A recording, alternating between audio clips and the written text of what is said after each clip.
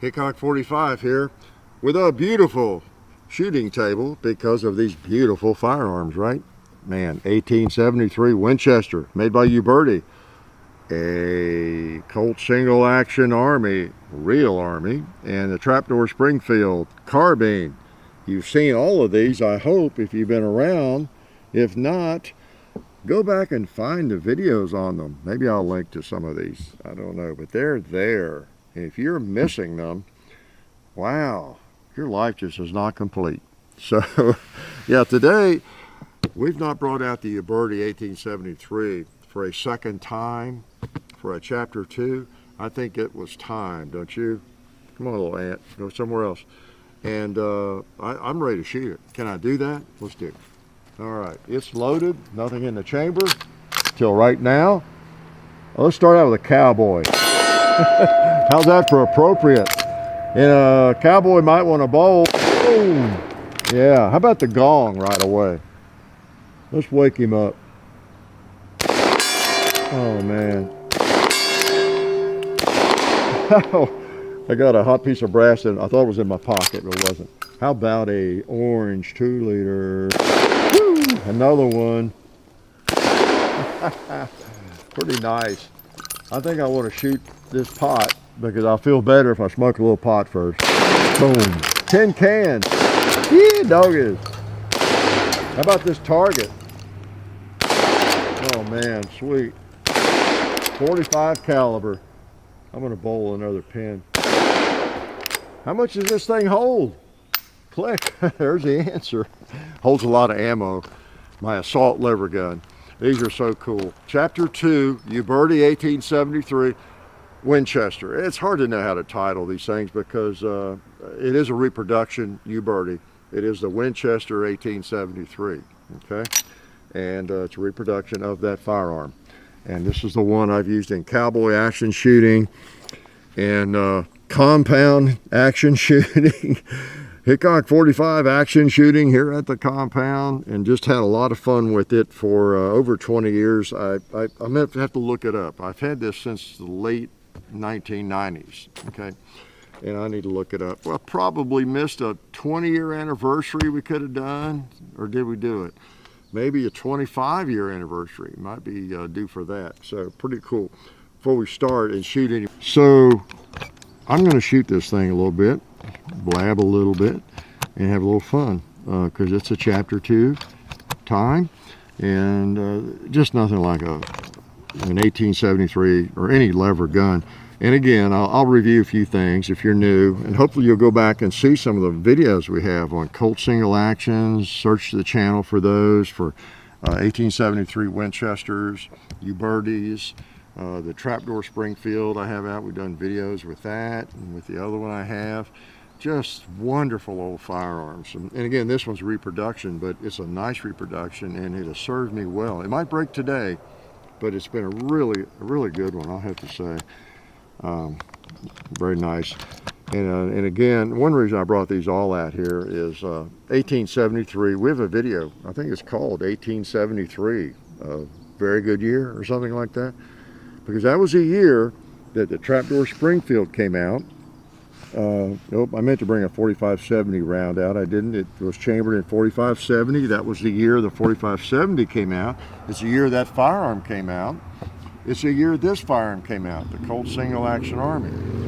And it was the year this cartridge came out, the 45 Colt. Big year, huh? And if that's not enough for you, it's the year the 1873 Winchester came out, of all things, okay? And it was chambered in 4440. They called it 44, but it was a 4440 cartridge, not 45 Colt like this one is, okay? So that's just kind of a quick summary and overview of that. In fact, there were no rifles really chambered for none of these, and I don't think any chambered for the 45 Colt. Had a small rim, really small rim, harder to pick up and to use. And plus, there may have been some issues between Colt and Winchester regarding that, but it wasn't chambered. A lot of them now are chambered at 45 Colt. Okay, so don't be confused. You'll find Model 92 Winchesters and 1873s and a bunch of them these days that have been made in modern times, chambered for 45 Colts. Kind of like, why not? It's a very popular cartridge. Plus, it's historical. And so, you know, it makes sense. But just, again, be aware that it was not chambered for this cartridge back in the day. When I was cowboy action shooting, 45 Colt was my cartridge, my handgun, and I just wanted the same in my rifle. And some people shoot 44-40 in these, of course. And if you buy an old one, it's going to be chambered in something like that. Definitely not 45 Colt if it's an old one. So these are pretty cool. And I put the marble sights on the back, the Tang sights. And I just had a big time. I used to shoot black powder cartridges in this thing. And I used to pick off pigs like that one. Uh-oh, I didn't pick him off. I was shooting high. Let me bring it down. Okay, where am I going? Have I got my sight up right? Yeah.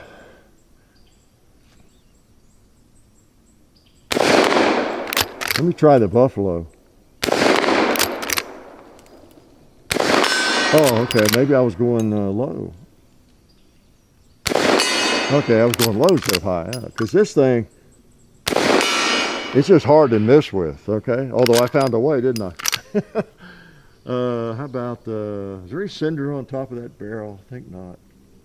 Oh, I got a little piece of it. Mr. Cowboy, you need to be shot again.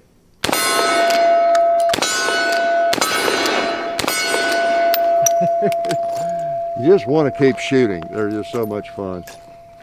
Yeah, this is the gun. It has a toggle link system. I don't guess I've ever taken it apart and shown you. Maybe I did. Take this plate off. And a nice gun, nice system. It was the same system that the Henry used, and I guess the Volcanic before that, pretty much.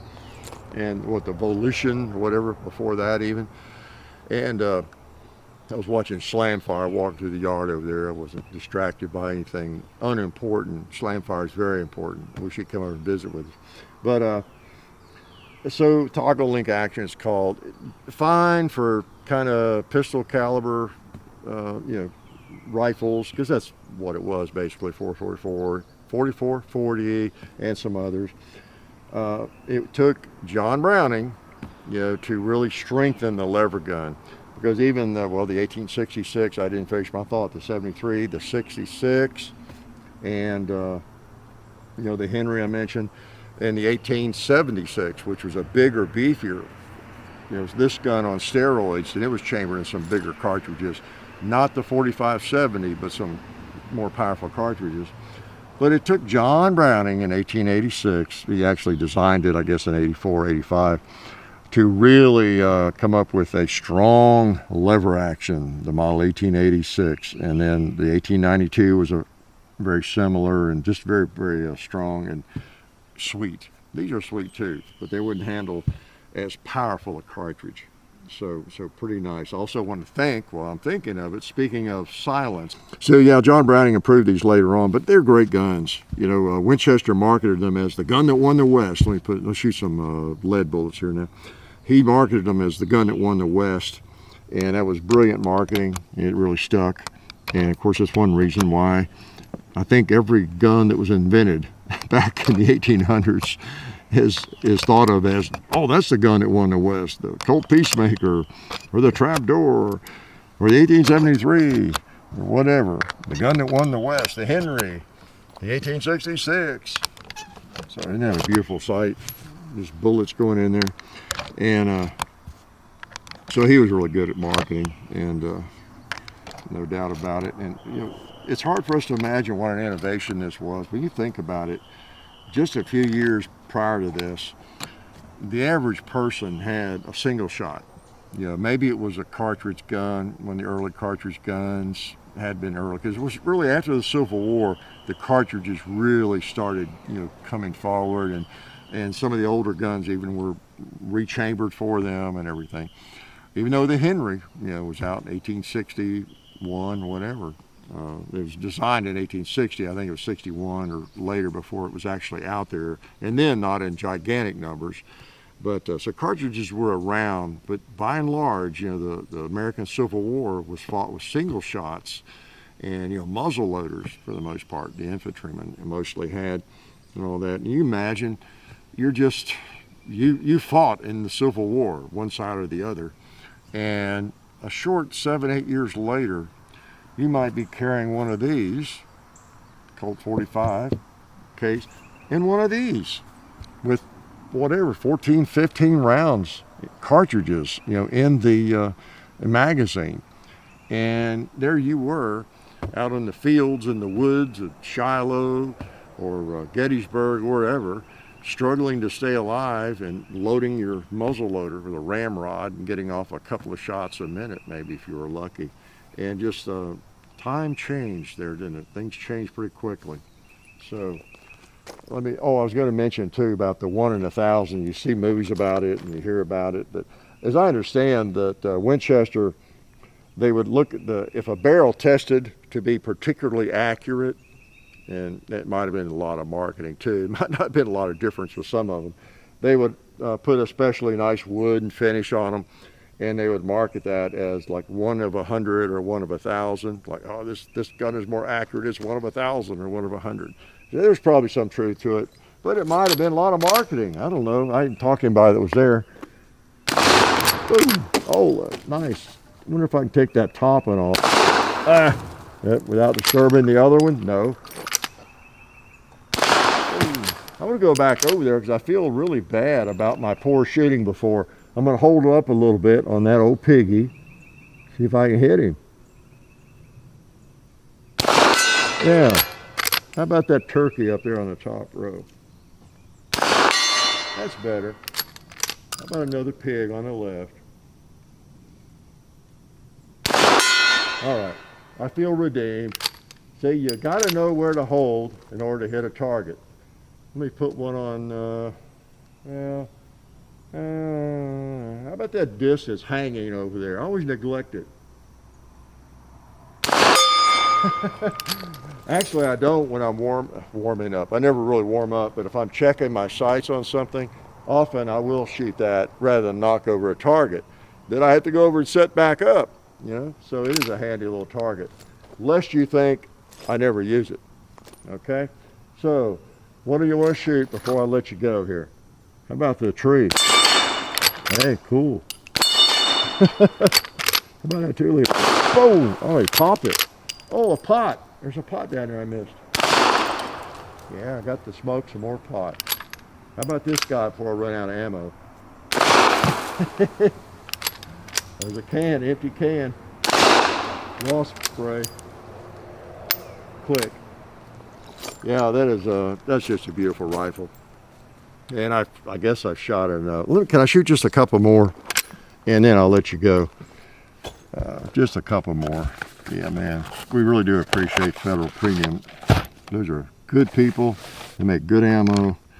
And I've written them many letters, and told them that occasionally I'll miss a target with their ammo, and there's just something wrong with the ammo, because it couldn't be me. But they just, for some reason, just laugh at me. I don't know what it is. Don't you agree? It's got to be the ammo when I miss. That's the way I look at it. Pretty funny, huh? Yeah. Okay. I'll take a couple more shots and I'll let you go. I know y'all got lots of things to do. Let's hit some bowling pins here.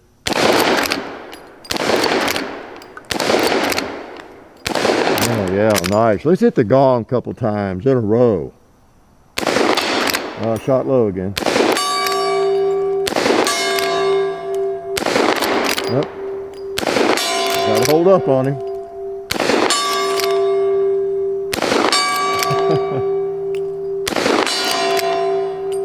Click. All right. Yeah, you got to remember where to hold, and a little bit higher out that way. Pretty cool. Pretty cool. Yep, I knew I got one in my shirt pocket. Good thing a 45 is not too hot. It's really warm, but it doesn't hurt you. Woo, pretty warm.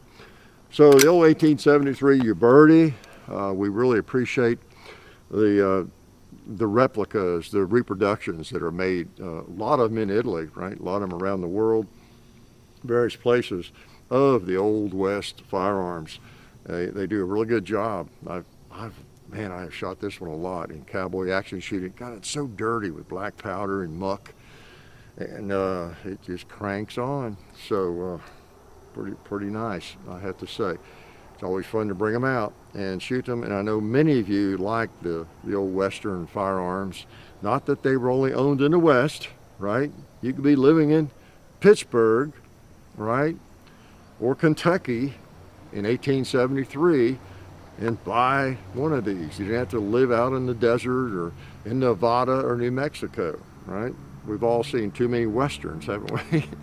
So these are cool old guns, 1873. And again, look up our video on 1873. A lot of stuff, as you know, happened that year, firearms wise and cartridge development wise. Just a very, very big year. We're still shooting those cartridges by the millions. 45 Colt, 4440, 4570. I'll leave out, those are the three, the three big cartridges of that time. And these guns, the 1873, will just never die. The trap door, the Colt single action, and all the clones and replicas of it. Just great time. So I should have worn my cowboy hat today, didn't I? I apologize for not doing that. Glad you all came by, and we really appreciate your support. Life is good. Tired. It's a long walk from where I had to shoot that. Oh man. Oh hey, didn't see you guys there. Since you're here, I want to let you know about our friends over at Talon Grips and Ballistol. TalonGunGrips.com. Check out everything they have over there. You can get lots of different grips, the stick-on grip textures for your handguns and rifle grips, so go check them out. Also Ballistol, they're a firearms lubricant or anything else you might need lubricating. It's water soluble and non-toxic. Been using it on the compound and cleaning all of our guns. It's a cleaner and a lube for over 10 years. So Ballistol, Talon Grips, definitely check both of those companies out. And also, while you're on the internet, don't forget to go to hickok45.com. You can also find us on Facebook, Hickok45, Twitter, Hickok45, Instagram, The Real Hickok45. And also, I have an Instagram page where I post behind the scenes stuff and different things like that. John, JOHN_HICKOK45 on Instagram. And the next thing you have to do is watch more videos.